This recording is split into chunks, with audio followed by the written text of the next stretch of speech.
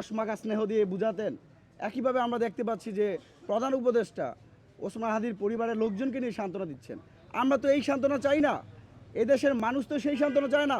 যেখানে শুক্রবার দিন বিজয়নগরের মতো রাজধানী গুরুত্বপূর্ণ একটা পয়েন্টে প্রকাশ্যে গুলি করার পর সেই শুটার ফয়সাল করিম মাসুদ এবং তার সহযোগী মোটরসাইকেল চালক আলমগীর পল্টন থেকে মিরপুর, মিরপুর থেকে আশুলিয়া, আশুলিয়া থেকে গাজীপুর, গাজীপুর থেকে ময়মনসিংহ এবং পরবর্তীতে সেই সীমান্ত দিয়ে ভারত পালিয়ে যায়।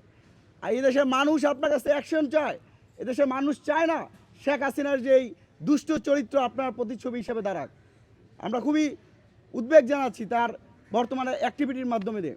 প্রায় শুক্রবার এই ঘটনা ঘটলেও আজকে সোমবার আপনাদের সাথে কথা বলছি, প্রায় 4 দিনের মাথায় এখন পর্যন্ত রাষ্ট্রযন্ত্রের মাধ্যমে একটা তথ্য আমরা ঠিকমতো পাই নাই। কোনো যারা হামলাকারী তাদেরকে গ্রেপ্তার করতে পারে নাই। একটা ভঙ্গুর রাষ্ট্রের বহিঃপ্রকাশ আমরা দেখতে পাচ্ছি। এবং এই যে রাষ্ট্রে একজন দায়িত্ববান কর্মকর্তা আছে, উপদেষ্টা রয়েছেন, স্বরাষ্ট্র উপদেষ্টা, তার কাছে আপনারা প্রশ্ন করেছিলেন ওসমান হাদির যে তাকে গুলি করেছে, তিনি বলতেছেন আলু ভালো, বাম্পার ফলন হচ্ছে। এরকম একটা অপদার্থ অর্থ উপদেষ্টা এদেশের 18 কোটি মানুষের স্বরাষ্ট্র উপদেষ্টা মানুষের জানমালের নিরাপত্তা দিতে পারবে না। আমরা আজকে ছাত্র অধিকার পরিষদের জরুরি সংবাদ সম্মেলন থেকে আমরা 5 দফা দাবি জানাতে চাই। 1, অনতিবিলম্বে স্বরাষ্ট্র উপদেষ্টা জাহাঙ্গীরকে পদত্যাগ করতে হবে। একই সাথে প্রধান উপদেষ্টার স্বরাষ্ট্র মন্ত্রণালয় সম্পর্কিত বিশেষ সহকারী খোদা বক্স চৌধুরীকেও পদত্যাগ করতে হবে।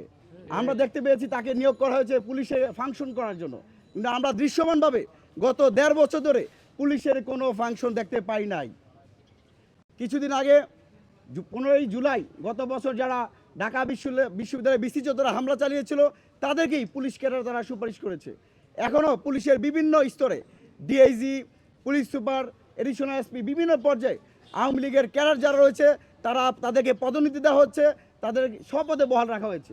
তো আমরা মনে করি তার ন্যূনতম নৈতিকতা নাই তার সেই পদে বহাল থাকার। একই সাথে আমরা দেখতে পাচ্ছি যে আমরা একদিকে ওসমান হাদির প্রতি সরকার যে কঠোর ভাষায় হামলাকারীদের বিরুদ্ধে তীব্র নিন্দা জানাচ্ছে, কিন্তু আমরা অ্যাকশন দেখতে পাচ্ছি না। অন্যদিকে আওয়ামী লীগের সবচেয়ে বড় দোসর ভারতীয় চোর জাতীয় পার্টিকে আগামী ত্রয়োদশ জাতীয় নির্বাচনে অংশগ্রহণ করার জন্য বলছে। আমরা আজকের এই সংবাদ সম্মেলন থেকে বলতে চাই, অনতিবিলম্বে ফেসিবাদের দোসর জাতীয় পার্টির রাজনৈতিক কর্মকাণ্ড নিষিদ্ধ করে আগামী ত্রয়োদশ জাতীয় সংসদ নির্বাচনে অংশগ্রহণ করতে দেওয়া যাবে না।